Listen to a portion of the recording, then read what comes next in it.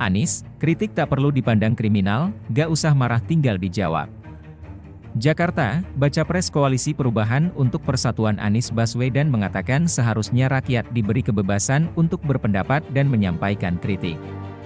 Anies menilai tidak perlu marah saat dikritik. Hal itu disampaikan Anies dalam acara Anies Baswedan Bicara Kebudayaan tentang Kini dan Nanti di Tim, Jakarta Pusat, Kamis, 24 Agustus 2023. Menurut dia, mengkritik seharusnya tidak dianggap sebagai kriminal.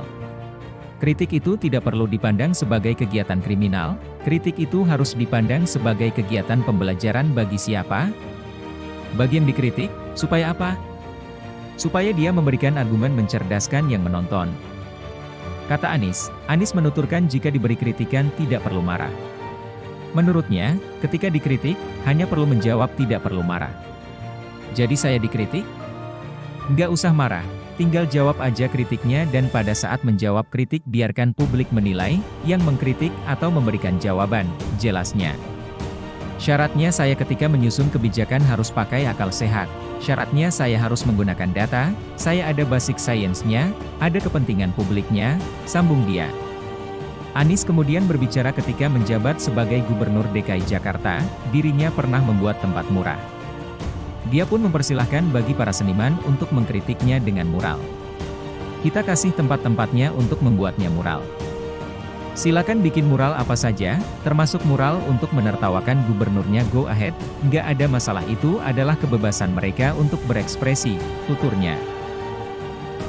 Anies, negara jangan berdagang dengan rakyat, rusak semua urusan. Jakarta, Baca Pres Koalisi Perubahan untuk Persatuan, KPP, Anies Baswedan mengatakan negara tidak dirancang untuk bertransaksi dengan rakyat. Dia menilai semua urusan akan rusak jika negara mulai berdagang dengan rakyatnya. Kita harus berikan ruang mereka berkarya, dan diberikan juga lagi-lagi insentif yang cukup.